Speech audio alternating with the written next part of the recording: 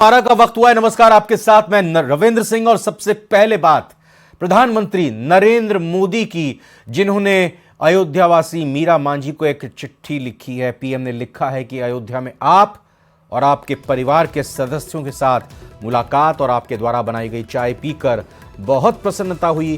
PM Modi ने पत्र के साथ गिफ्ट भी भेजे हैं। इनमें टी सेट और ड्राइंग बुक और कलर शामिल हैं।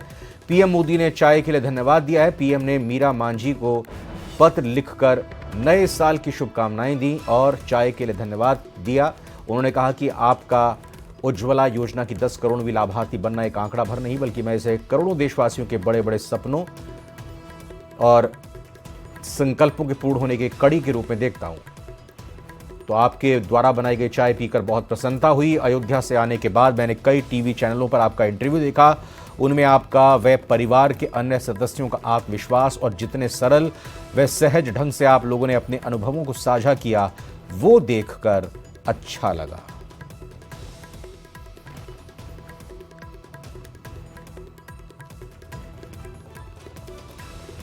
तो प्रधानमंत्री नरेंद्र मोदी ने पत्र लिखा है मीरा मांझी को, और इस पत्र के साथ साथ उन्होंने गिफ्ट में टी सेट और ड्राइंग बुक और कलर्स भी भेजे हैं। और इसके अलावा उन्होंने जो चाय मीरा मांझी ने घर आने पर प्रधानमंत्री को पिलाई थी, उसके लिए बहुत धन्यवाद दिया है। 2 तस्वीरें इस वक्त आपके सामने हैं। 30 दिसंबर 2023 की वो तस्वीर, जब मीरा के घर पर प्रधानमंत्री नरेंद्र मोदी ने जाकर चाय पी। और अब चाय के लिए धन्यवाद के साथ साथ गिफ्ट भी प्रधानमंत्री नरेंद्र मोदी ने भेजा है। चिट्ठी भी लिखकर भेजी है, जिसमें धन्यवाद के साथ साथ परिवार के आत्मविश्वास को भी सराहा है।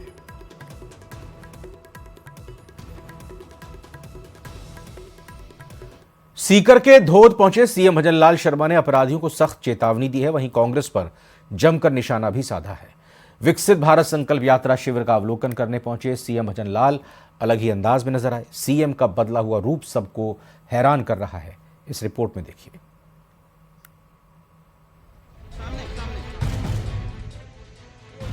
सीएम पद संभालने के बाद से भजनलाल शर्मा ताबड़तोड़ राज्य का दौरा कर रहे हैं। वहीं विकसित भारत संकल्प यात्रा को लेकर भी सीएम गंभीर है। संकल्प यात्रा शिविर का अवलोकन करने सीएम खुद सीकर के धोद पहुंचे, जहां बोसाना गांव में लोगों को उन्होंने अपनी सरकार का आगे का विजन बताया। सीएम ने पेपर लीक समेत उन तमाम मुद्दों का जिक्र किया और अपराधियों को सख्त चेतावनी भी दे डाली।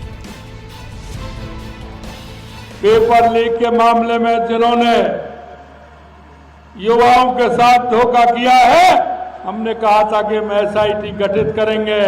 हमने आपके सामने एसआईटी गठित करने का काम किया। एक गैंगस्टर को राजस्थान की धरती पर कदम नहीं रखने दी जाएगा, इसके लिए भी हमने काम किया है।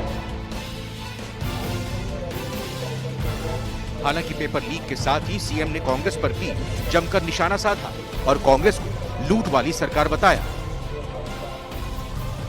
वहीं धोद पहुंचने पर मुख्यमंत्री भजनलाल शर्मा का सांसद सुमेधानंद सरस्वती, बीजेपी के प्रदेश उपाध्यक्ष श्रवण सिंह बागड़ी, विधायक गोवर्धन वर्मा, पूर्व मंत्री सुभाष महरिया ने स्वागत किया। सीएम ने शिविर में लगी स्टॉल्स का अवलोकन किया, तो वहीं लाभार्थियों को उज्ज्वला कार्ड योजना के कार्ड भी वितरित किए। इस दौरान सांसद सुमेधानंद सरस्वती ने क्षेत्र की समस्याओं से सीएम को अवगत कराया। आप थोड़ा साइड हो जाइए। यहाँ बच्चों के विकास के लिए खेल स्टेडियम होना चाहिए, उसकी भी घोषणा करके गए हैं। और जितनी भी हमारे संकल्प पत्र में योजनाएं हैं, उनका पूरा करने की संकल्प लेकर के गए हैं। तो मैं ये आशा करता हूं कि मुख्यमंत्री के नेतृत्व में प्रदेश अग्रणी होगा और प्रधानमंत्री की योजनाओं का लाभ जनता को मिलेगा। सीएम ने लोगों से उनकी सभी समस्याओं के समाधान का वादा भी किया। सीएम भजनलाल इस समय ताबड़तोड़ फैसले भी ले रहे हैं। भजनलाल को भले ही सरकार चलाने की जिम्मेदारी पहली बार मिली है, लेकिन उन्होंने राजस्थान की सियासी जमीन को अच्छी तरह मथा है। संदीप कुमार, न्यूज़ 18, सीकर, राजस्थान।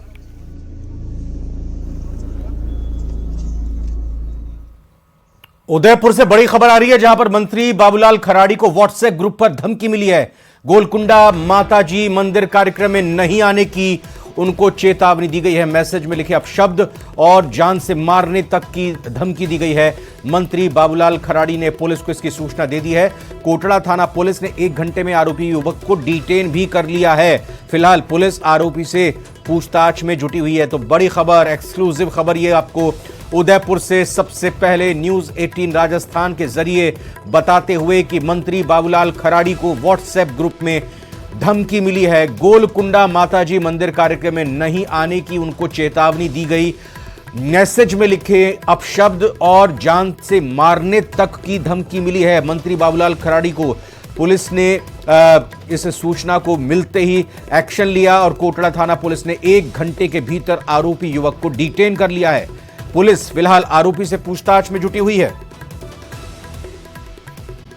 राजधानी जयपुर में डिप्टी सीएम दिया कुमारी ने अंडर 17 बालिका कबड्डी प्रतियोगिता का शुभारंभ किया।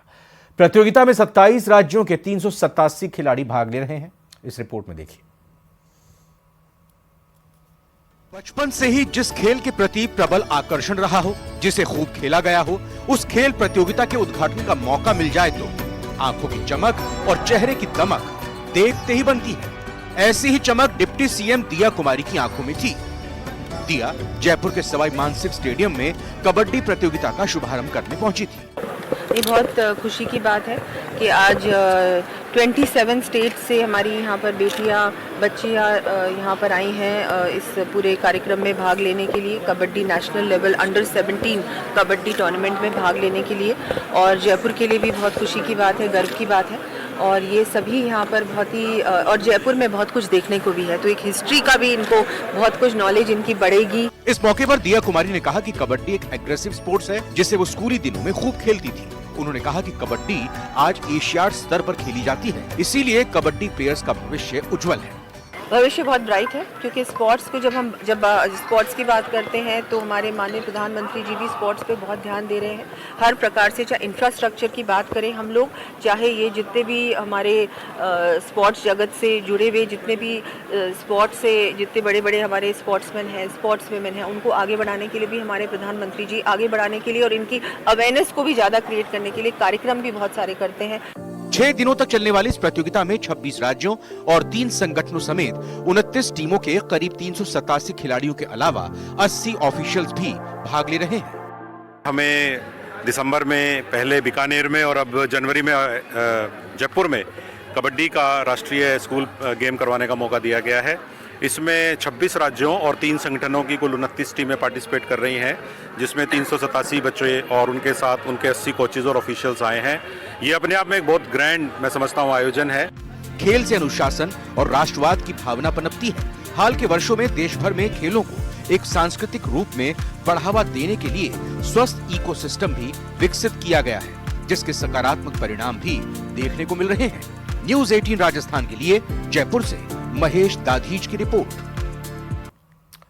नवनियुक्त कैबिनेट मंत्री अविनाश गहलोत आज ब्यावर के दौरे पर रहे। गहलोत राजस्थान भाजपा सरकार में मंत्री बनने के बाद जयपुर से जयतारण जाने के दौरान पहली बार ब्यावर पहुंचे, जहां पर पीपलाज टोल नाके से शहर के विभिन्न मार्गों में कैबिनेट मंत्री का माली समाज के लोगों और भाजपा कार्यकर्ताओं ने फूलों से भव्य स्वागत किया। पीपलाज टोल नाके से रवाना हुए मंत्री अविनाश गहलोत का काफिला अजमेर रोड, सातपुलिया स्थित ज्योतिबा फुले सर्कल पर गहलोत ने महात्मा ज्योतिबा फुले की मूर्ति पर माला चढ़ाकर उन्हें नमन किया। इस दौरान कार्यकर्ताओं ने जमकर आतिशबाजी की और ज्योतिबा फुले अमर रहें के नारे लगाए। इसके बाद मंत्री अविनाश गहलोत को 21 किलो फूलों की माला पहनाकर स्वागत किया गया।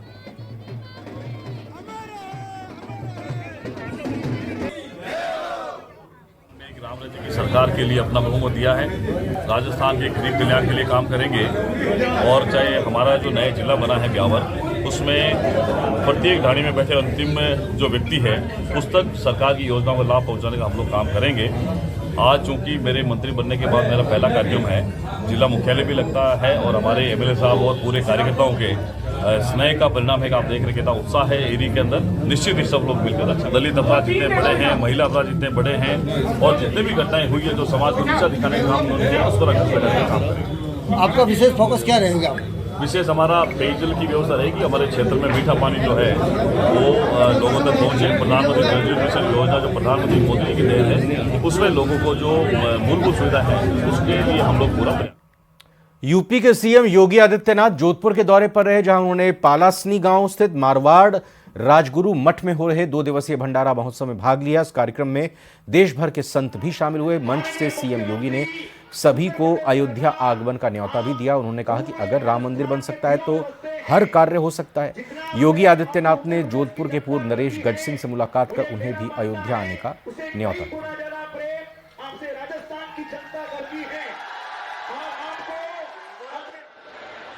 हर दबी कुचली शोषित सभ्यता और परंपरा को एक नया जीवन मिला है कि 500 वर्षों के बाद अगर अयोध्या में प्रभु राम का मंदिर बन सकता है तो दुनिया के अंदर हर कार्य संभव हो सकता है जो सत्य के नजदीक होता है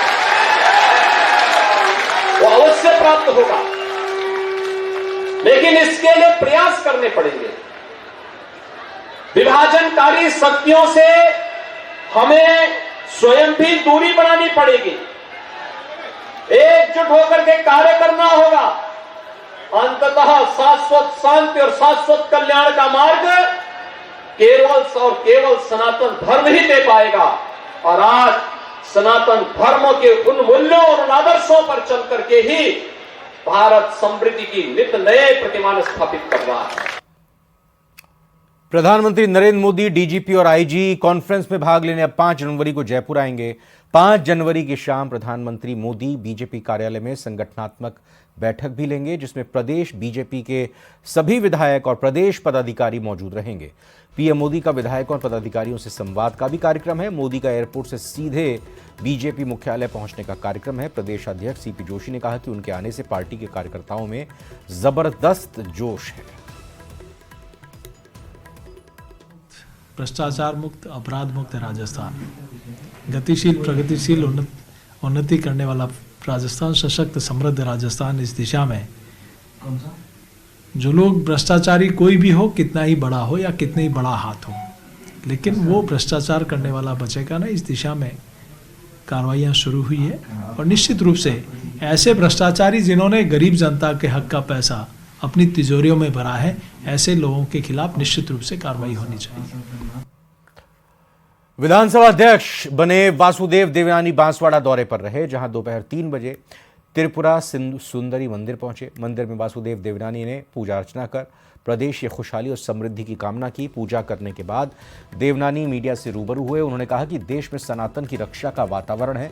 22 तारीख को भगवान राम की मूर्ति की प्राण प्रतिष्ठा होगी। मैंने मां से प्रार्थना की है ये देश विश्व गुरु के स्थान तक पहुंचे। उन्होंने ये भी कहा कि राजस्थान को देश में पहले पायदान पर लाएंगे। ओम श्रीमन महागणाधिपतये नमः। इष्ट देवताभ्यो नमः, कुल देवताभ्यो नमः, ग्राम देवताभ्यो नमः। निमित्त आज भी माँ से यही प्रार्थना की है जो नया इतनी शक्ति दे कि नए दायित्व को भी सफलतापूर्वक मैं निर्वहन कर सकूं, और साथ ही राजस्थान राज्य में सबको साथ लेते हुए इसके विकास, सर्वांगीण विकास में हम सब लोग आगे बढ़ें। सब लोग मिल कर के राजस्थान को देश के प्रथम स्थान पर हम लोग ले आए। वो जो आज देश में आध्यात्म वातावरण बना है, जो सनातन की रक्षा का वातावरण बना है, और जिस प्रकार से 22 तारीख को भगवान राम अपने गर्भगृह में विराजमान होंगे, और इस तरह की जो सांस्कृतिक दृष्टि से भारत आगे बढ़ रहा है, आर्थिक दृष्टि से आगे बढ़ रहा है, और गरीबों के जन कल्याण नीतियों से आगे बढ़ रहा है, हम सोचते हैं निरंतर ये आगे बढ़ता रहे और ये देश विश्व गुरु के स्थान पर पहुंचे। नई सरकार के गठन के बाद वरिष्ठ नागरिक तीर्थ यात्रा योजना के तहत 2024 की पहली यात्रा आज शुरू की गई।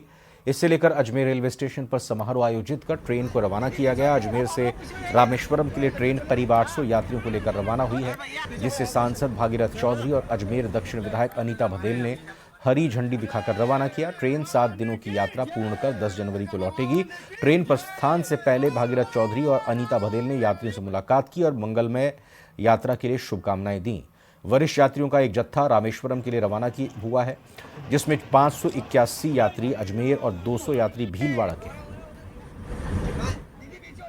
राज्य सरकार की ओर से धार्मिक तीर्थ यात्रा पर जो स्कीम है, जो योजना है, उस योजना के तहत लगभग 800 यात्रियों को लेकर के ये ट्रेन यहाँ से रवाना हुई है। रामेश्वरम की ओर ये प्रस्थान करेगी और सभी तीर्थ यात्रियों को रामेश्वरम में दर्शन कराएगी। तो ये बहुत अच्छी योजना है बीजेपी शासित राज्यों में ये पहले प्रारंभ की गई योजना है।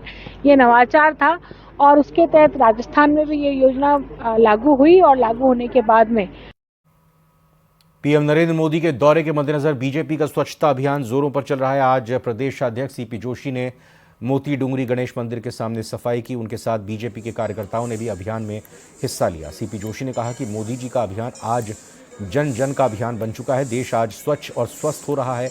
बीजेपी कल सार्वजनिक पार्कों की सफाई करेगी।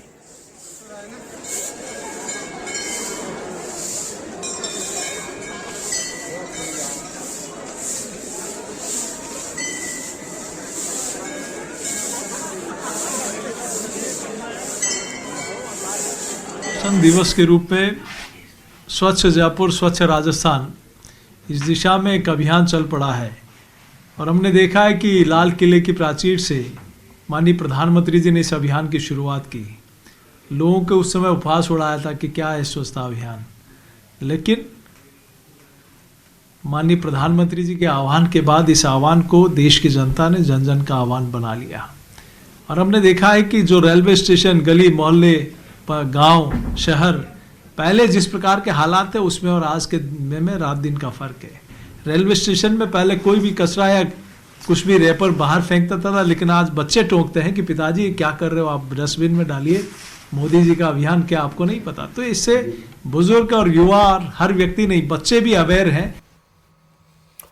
प्रदेश में बीजेपी की नई भजनलाल सरकार में कैबिनेट मंत्री बनाए गए कद्दावर बीजेपी नेता गजेंद्र सिंह खींवसर आज शासन सचिवालय पहुंचे और अपने कार्यालय का जायजा लिया। इस दौरान उन्होंने अपने स्टाफ से भी मुलाकात की। कैबिनेट मंत्री गजेंद्र सिंह खींवसर से न्यूज़ 18 राजस्थान से एक्सक्लूसिव बातचीत की।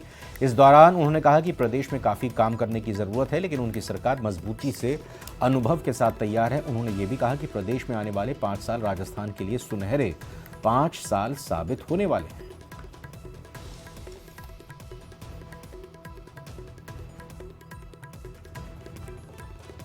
एक बार फिर से बड़ी महत्वपूर्ण जिम्मेदारी राजस्थान में मिलने वाली है, पूरी तरह से तैयार है। नहीं, थैंक यू वेरी मच। आज तो क्या है कि थोड़ा निरीक्षण कर रहा था कि यहाँ पर इसको अप टू डेट कर लें ऑफिस को फॉर यूज़। जब हमें हमारा जॉब मिलेगा और जब पहली फाइल या पहला पन्ने पे दस्तखत करेंगे, उस टाइम आपको बुला के और पूजा पाठ करके शुरुआत जब भी होगी। अब लास्ट टाइम जब आप मंत्री रहे तो कई चीज़ें माइलस्टोन साबित हुई। आज तक राजस्थान को उन चीज़ों से एक तरह से फ़ायदा हो रहा है देखा जाए। जैसे आपने फॉरेस्ट में झालाना लेपर्ड सफारी को इस्टेब्लिश किया, और भी कई चीज़ें थी जो आपके काम होने के बाद में आज राजस्थान में काम आ रही हैं। हाँ, मैं जैसे विद्युत में करीबन 8 साल उसमें था, 7.5 साल। तो उस टाइम आप देखिए कि इस विभाग का गोल्डन एरा था उस टाइम। उसके बाद तो उसका भट्टा बैठता ही चला गया। सर्जन राजस्थान बहुत ही सक्सेसफुल था। इन्वेस्टमेंट का एक हमने समिट जो हमने होल्ड किया था और उससे बहुत इन्वेस्टमेंट आया। और उसके बाद में अपने फॉरेस्ट डिपार्टमेंट में सिरस्का के अंदर 0 टाइगर्स थे। आज आपके लगभग 30-31 टाइगर्स आपके आ गए हैं। इन्होंने लाभ नहीं उठाया। मेरा सोचना है कि ये जो 5 साल है, हमारी सरकार तो है ही 5 साल। इस वर्ष मई जून में शादी की शहनाई नहीं गूंजेगी। दरअसल हर साल मई और जून में शादियों के भरपूर मुहूर्त होते हैं, लेकिन इस बार गुरु और शुक्र तारा अस्त होने से मई जून में एक भी विवाह मुहूर्त नहीं है। शास्त्रों के मुताबिक विवाह के लिए शुक्र और गुरु ग्रह का उदित रहना जरूरी है। इसके अस्त रहने पर विवाह नहीं हो सकते। शादियां नहीं होने से मार्केट पर भी खासा असर देखने को पड़ेगा।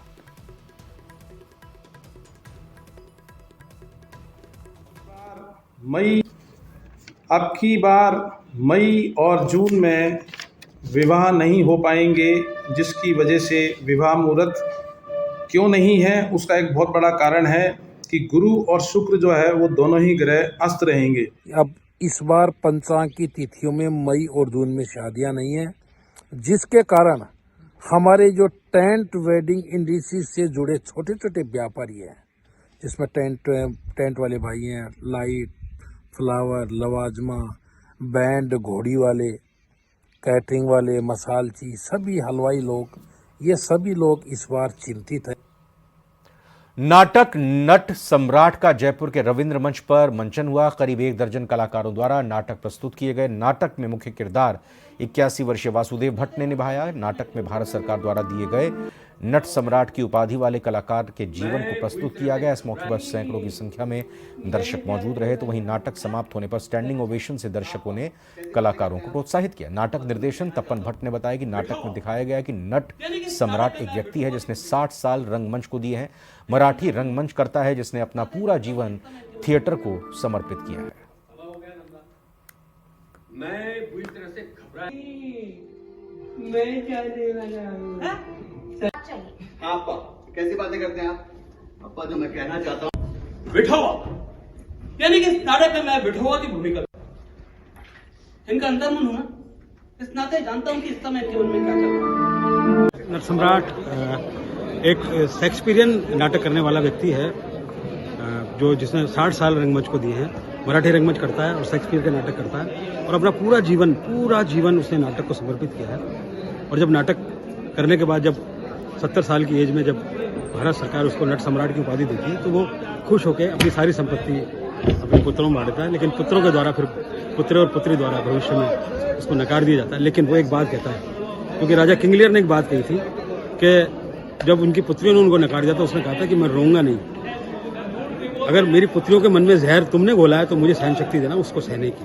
तो वही बात नट सम्राट कहता है। अपने पुत्र और पुत्री द्वारा निकाले जाने के बाद भी वो कहता है कि मैं रोऊंगा नहीं, मैं तुमसे माफी नहीं मांगूंगा, मैं तुमसे बदला लूंगा, भयानक बदला लूंगा। नट सम्राट और फिर बाद में वो किसी थिएटर के वहां पर अपनी पूरी जिंदगी गुजारता है। पूरा जीवन थिएटर में निकाला उसने, तो मरते समय भी वो थिएटर ही करता है, नाटक करता है। 11-12 पात्र हैं इसमें। मेरे पापा वासुदेव भट्ट 81 साल की एज है, 60 से 65 साल से अभिनय कर रहे हैं वो। उन्होंने इसमें मुख्य भूमिका निभाई है। और इसी के साथ फिलहाल बुलेटिन में अभी इतना ही। आप बने रहिए न्यूज़ 18 राजस्थान के साथ।